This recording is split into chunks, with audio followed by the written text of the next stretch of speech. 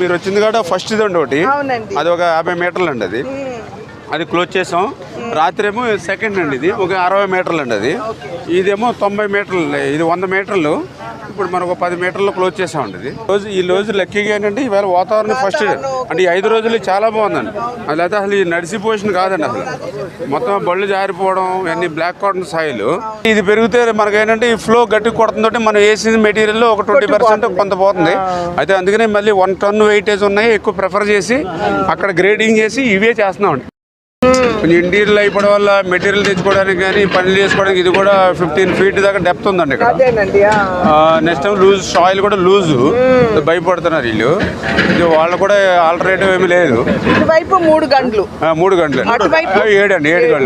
పైన పులువా కానీ దానికి 3 గంటలు ఉన్నాయి. అంటే ఇవి అఫీషియల్ గా ఐడెంటిఫై చేసిన గంటలు.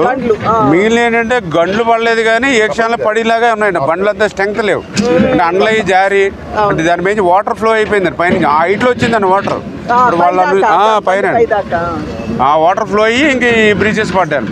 కృష్ణాకి దీని నుంచి వెళ్తుందని పడిసేమ్ అది. అందుకని పోలవరం నీరు వెళ్ళాలి కదా, దీన్ని 35,000కి ఎక్స్టెండ్ చేసి లైనింగ్ పెట్టారు. మన టైంలో 80% దాకా అయినాయి. ఈ జగన్మోహన్ రెడ్డి వచ్చిన తర్వాత ఇంక అసలు మొత్తం 6 బస్తా సిమెంట్ కానీ 1 రూపాయి పని కానీ చేయలేదండి. ఇంకా 195 పనులు క్యాన్సిల్ చేశారు. మేజర్ మంది మేజర్ ఉందండి. ఇప్పుడు ఇక్కడ రైతులు కూడా చెప్తున్నారు, 50 కోట్లు ఉంది. రైతులు కూడా చెప్తూ ఉన్నారు. అప్పుడు ఈ పట్టిసీమ నీరు వెళ్ళేది కాబట్టి బాబు గారి టైంలో ప్రతి కిలోమీటర్కి ఒక లస్కర్ని పెట్టి పచ్చగడ్డి కూడా మొలవకుండా జాగ్రత్త రోడ్డు అంత నీరు కొట్టేదండి. వాతావరణం ఇట్లా ఉంటే రేపు మార్నింగ్ చేసేస్తాం. 200 కోట్లకు సంబంధించినటువంటి పనులు క్యాన్సిల్ చేయడం జరిగింది.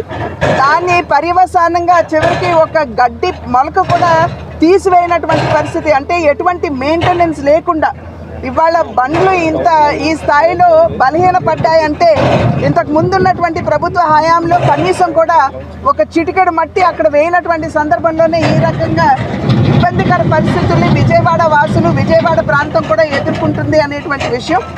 ఏదేమైనప్పటికీ కూడా ఈరోజు రాష్ట్ర ప్రభుత్వం చంద్రబాబు నాయుడు గారి నాయకత్వంలో రిలీఫ్ ఫండ్ ఏదైతే అందిస్తున్నారు, నిన్ననే శివరాజ్ సింగ్ చౌహాన్ గారు రావడం జరిగింది విజయవాడకి. కేంద్ర వ్యవసాయ శాఖ మంత్రి వచ్చి ఇక్కడ ఉన్నటువంటి డ్యామేజ్ ఏదైతే ఉందో అది ఇళ్లకు కావచ్చు, పంట పొలాలకు కావచ్చు, వీటన్నిటిని పరిశీలించడానికి రిపోర్ట్ తయారు చేసి కేంద్రానికి ఇవ్వడానికి మోడీ గారు వారిని పంపించారు. వారు నిన్న జక్కంపూడి అటువైపు అంతా కూడా తిరగడం జరిగింది. ఇవాళ కేసరపల్లి అటువైపు వెళ్ళి రైతులతో కూడా స్వయంగా వారు సంభాషించడం జరిగింది.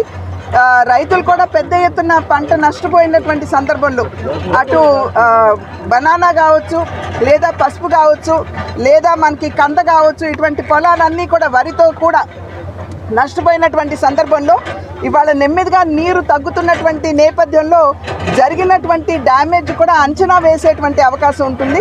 ఆ అంచనాలన్నీ కూడా కేంద్ర ప్రభుత్వానికి ఇవాళ రేపట్లో సమర్పిస్తామని చంద్రబాబు గారు కూడా చెప్పడం జరిగింది.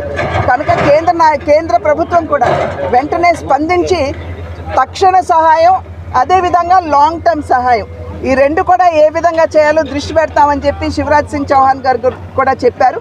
మేము సైతం వారధులుగా ఉంటూ రాష్ట్రానికి జరిగినటువంటి డ్యామేజ్ ఏదైతే ఉందో, ఏదైతే కోల్పోయిందో దాన్ని కూడా పూడ్చడానికి మా వంతు కృషి, మా వంతు బాధ్యతను మేము ఖచ్చితంగా నిర్వహిస్తాం. అటువంటి గేట్లు ఎత్తారు, కింద సీఎం గారింటిని కాపాడటానికి అని చెప్తా ఉన్నారు. అసలు బుద్ధి జ్ఞానం ఉన్నోడు ఎవడు కూడా ఆ మాట మాట్లాడు. ఎందుకంటే దిగువన ఇప్పుడు గంటలు పడ్డాయి, 3 గంటలు ఇక్కడ కింద పడ్డాయి. మరి పైన గేట్లు ఇచ్చే ఉంటే అసలు ఈ కాలం కోపం చేసేదా? కొంత గేట్లు ఎత్తిన మాట నిజమే, ఎత్తకపోతే 40,000 క్యూసెక్లకు కెపాసిటీ ఉంది. అసలు ఇప్పుడు కనీసం అటు కొంత ఇటు కొంత వచ్చినందువల్ల కొద్ది నీళ్లు వస్తేనే ఈ కట్టలు మొత్తం దిగిపోయినాయి. కాబట్టి జగన్మోహన్ రెడ్డి గారికి తప్పుడు సమాచారం ఇవ్వటం, ఈ సాక్షి పత్రిక, సాక్షి ఛానల్ భారతదేశంలో ఇంత దరిద్రపు పత్రిక గానీ దరిద్రపు ఛానల్ గానీ ఉండదు. టెర్రరిజానికి సహకరించే గ్రూపుల కంటే ఈ ఛానల్ వల్ల ప్రజలకు తీవ్రమైన నష్టం జరుగుతుంది, ఆంధ్ర రాష్ట్రానికి తీవ్రమైన నష్టం జరుగుతుంది. జగన్మోహన్ రెడ్డి గారి కింద నేను 5 సంవత్సరాలు పనిచేశాను. ఇదే ప్రాంతంలో 2019లో కూడా వరదలు వచ్చినాయి కృష్ణానదికి. ఆ రోజు కొటికెలపూడిలో తాతయ్య అని ఒక పెద్ద వృద్ధుడు లంకలోకి వెళ్లి చనిపోతే నేను 20 సార్లు కలెక్టర్ను ఫాలో అప్ చేసి అతనికి నష్టపరిహారం ఇవ్వండి. ఈ రోజుకి రాలా. నేను మొన్న వరదల్లో చనిపోయిన 48 గంటలు గడవక ముందే కోటేశ్వరరావు అనే లైన్ మ్యాన్ కి 32.5 లక్షల రూపాయలు 48 గంటల్లో పరిహారం ఇచ్చాం.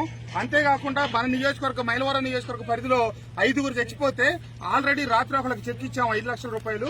ఇప్పుడు మిగతా వాళ్ళకి చెక్కులు రెడీ అయి ఉన్నాయి. చంద్రబాబు నాయుడు గారి కింద ఆ రోజు జగన్మోహన్ రెడ్డి గారి కింద పనిచేస్తే ఏం జరిగింది, ఈ రోజు చంద్రబాబు నాయుడు గారి కింద పనిచేస్తే ఏం జరుగుతుంది, ఇవన్నీ కూడా మాకు అర్థమైంది. ప్రజలు ఒక్కటే గమనించాల్సింది, పైన ఎగువనున్నటువంటి హెడ్ రెగ్యులేటర్ దగ్గర గేట్లు ఎత్తడం తప్పని జగన్మోహన్ రెడ్డి గారు చెప్తా ఉన్నాడు.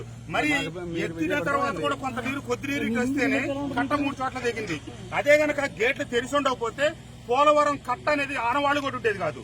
పడ్డ 3 గంటలు పోవడానికే మంత్రి గారు రాత్రి అనక పగలనక వర్షం అనక ఎండనక గాలి అనక ఇక్కడ నిలబడి 3 రోజులు బట్టి పని చేపిస్తుంటే 2 గంటలు పూడ్చాం. 3వ గంట రేపు ఉదయానికి అవడం కూడా కష్టం. మంత్రి గారు కాళ్ల మీద నిలబడి పని చేస్తా ఉన్నారు.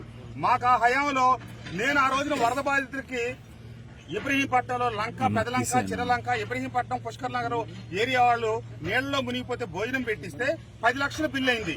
5 సంవత్సరాల తర్వాత ఈ రోజుకి 5 పైసల బిల్లు. కానీ ఈ రోజున 3 కోట్ల వరద బాధితులకు భోజనం పంపిస్తున్నాం, నీళ్లు పంపిస్తున్నాం, పాలు పంపిస్తున్నాం. ఈ ముఖ్యమంత్రి గారు ఇచ్చిన భరోసా ఇది. నేను నాతో పాటు పనిచేసిన వైఎస్ఆర్ కాంగ్రెస్ పార్టీ శ్రేణులకి, కార్యకర్తలకి, నాయకులకి చెప్తా ఉన్నా, మోసపోయాం. ఒక్క అవకాశం ఇవ్వమంటే ఇచ్చాం.